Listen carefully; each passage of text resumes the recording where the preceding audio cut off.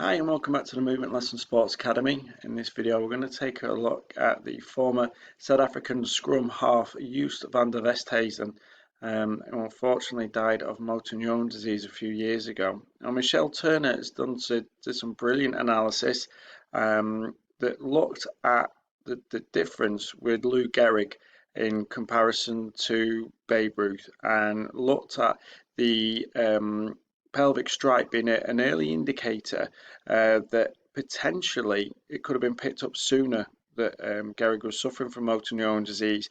I wanted to have a look at Joost van der Westhuizen. It was somebody I grew up watching, thought was a phenomenal player. Van der Westhuizen came along at a time when rugby had turned professional, when South Africa was coming out of apartheid. Played such a big role in uniting a country, leaving a huge legacy in that country.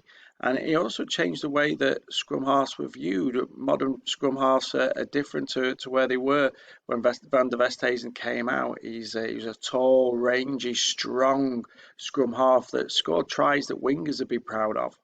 So we'll have a look at this video. We'll start off with some of the traits that made Van der Westhuizen so quality early on in his career, and have a look at his final World Cup playing for South Africa, and look at the difference to see if there's any potential early indicators that we could have picked up on to suggest that motor neuron disease potentially was something that could affect him. This first clip we're going to look at now. Van der Westhuizen, number 9, playing for South Africa, just getting up after scoring a try here. What we're going to look for now is Van der Westhuizen's pelvic strike. The pelvic strike is that action with the hips, the forward movement, the strike, the fact that the hips are leading with all actions.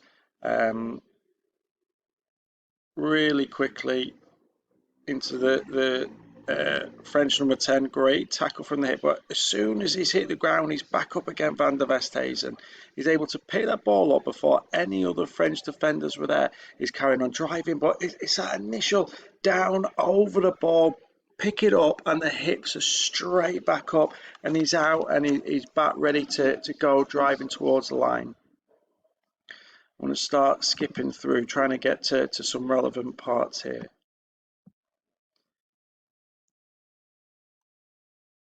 I'm going to look at the scrum coming up from Van der Westhuizen.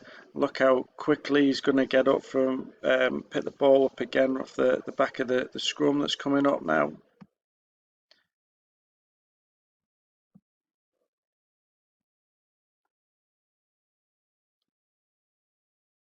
As Van der Westhuizen feeding the ball into the scrum, off it goes, quick pick up again, great follow line, loop around, and it's the extension, the pelvic strike again, allowing him to extend fully his back and his shoulders coming forward, big reach with the arm, making a big difference, allowing him to get over the try line.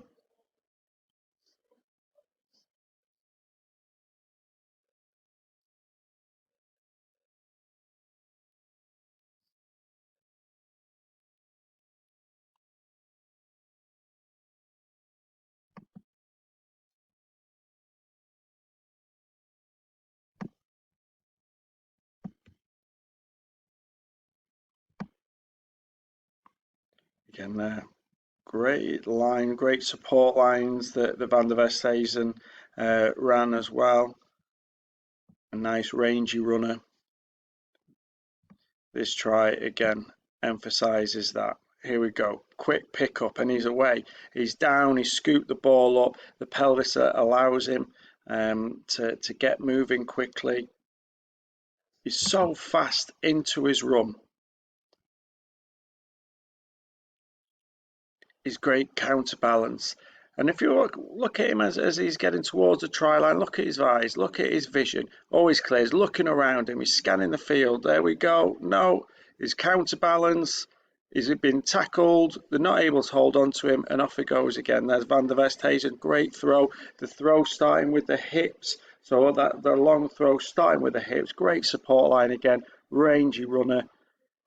Lovely long stride there from him as well.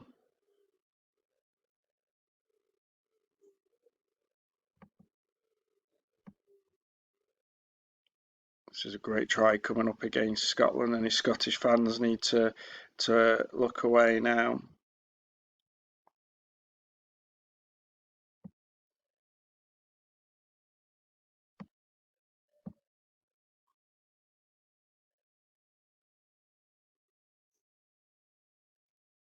Is that down to pick the ball up from the base of the scrum? Look at that. How quick he's picked the ball up off his toes and he's away. He's so fast, he's electric. And it's that pelvic strike that allows that pick up and go. There's no change. He's not going to get up and straighten up. He's literally going. He's almost a sprinter out the block, scooping that ball up, and he's away. Very, very fast. His balance, his counterbalance is absolutely phenomenal.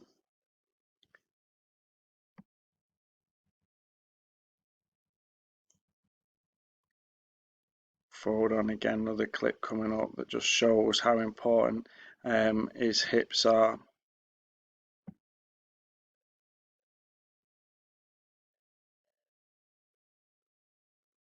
Again, these are back in his younger days. Here we go. Takes the ball. It's his hips, the change of direction, it's the counter rotation. He's able to step so easily, shift his weight from one leg to the other, change direction so quickly, drive for the line, and there's a big extension out towards the line as well. And all the time again, maintain his head up. He knows exactly where his opponents are, he knows exactly where his teammates are, he knows exactly where the try line is. He's able to keep that vision because his counterbalance, his rotation, counter rotation so good, and his hips are playing a huge part in that.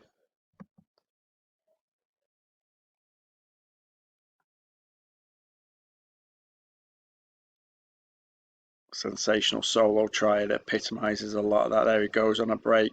There's the shimmy, the hips done in there, and then watch it, big scoop again, and we're looking at a big extension for the line again. The pelvis playing a huge role in being able to score that try.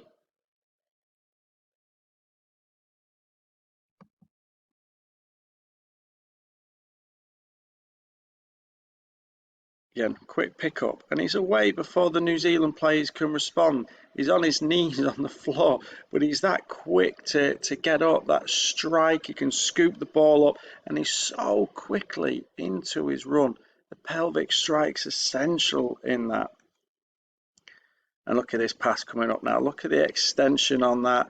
Nice long pass, leading the attack for South Africa, starting it off with that quick ball. Nice extension.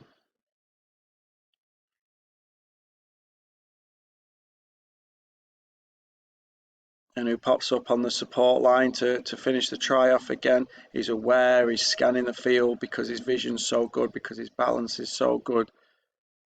Connected, his eyes connected with his hips. The hips and the eyes play a big role from childhood all the way through to become an elite performer. His hips and his pelvic strike are so effective, it's playing a role in allowing him to scan the field.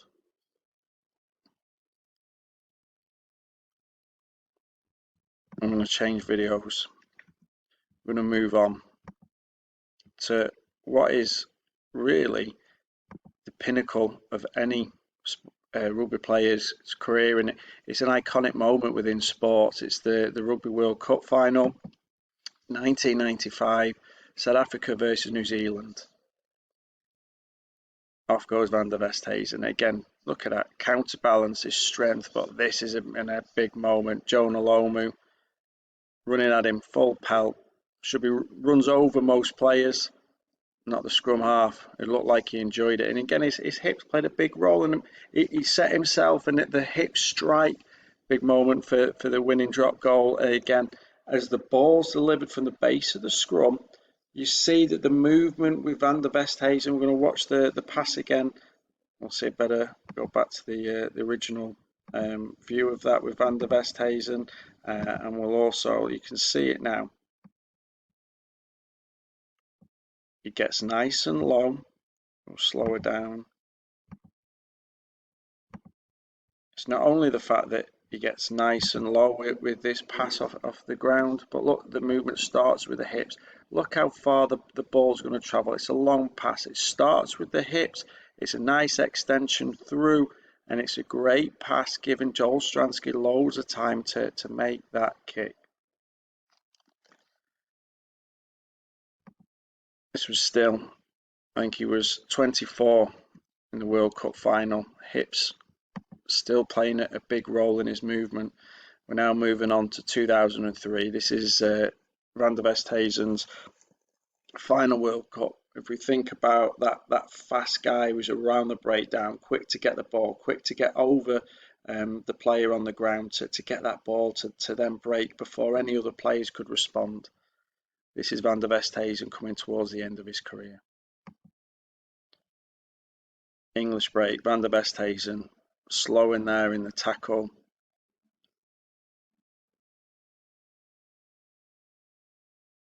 Now he does make the tackle there, but again it's not from the hips. He's had to use his body weight to bring the player down. If we go back initially as well, look how easily Van der Westhuizen is beaten in the loose play as well. He's not got that change of direction that he once had. There he goes, slow to change, slow to straighten up. Could have got close to the tackler. Now he does come in, like I said, and makes the tackle here on someone much bigger than him. Shows the mentality. He's a phenomenal competitor. Great attitude. Great mentality. Makes that tackle, but it's his body weight that he's relying on. It's not his pelvic strike. That pelvic strike we saw early on with Jonah Lomu on that tackle, that he really went into it. Here he had to get high and use his body weight to grapple and pull the English forward down.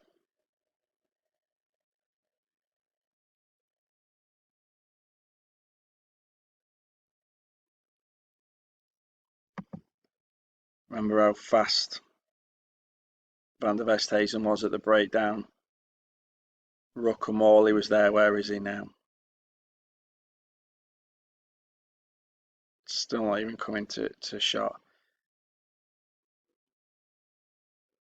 The player that was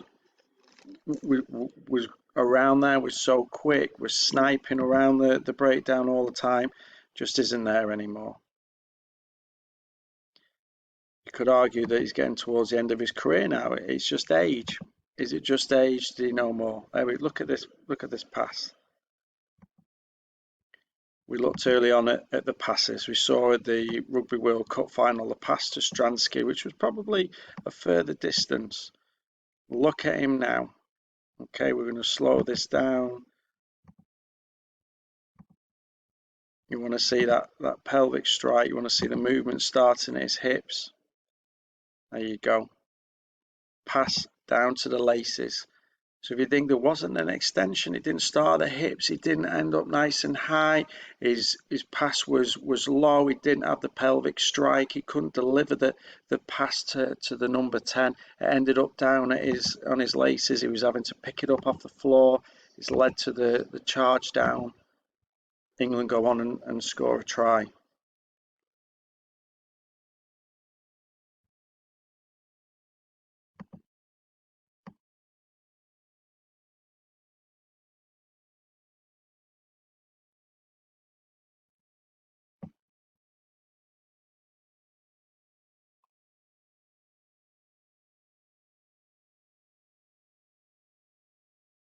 There's Van der Westhuizen. Now, he's somebody who used to be in there around the ball so quickly, sniping. Look at that. He didn't have the movement from his hips to get in there. Yeah, there's a lot of big guys around him, but the player that we saw in those earlier clips would have been in there grabbing that ball. Is this a sign? Did he know he wasn't capable of getting in there? He's about to come into shot from over here. Here we go. About to go in. Can he get down and over the ball like he did earlier on in his career? No, he's not even got halfway down. He's got nowhere near getting to the ball because he doesn't have the movement capabilities are already starting to go. Is it just old age?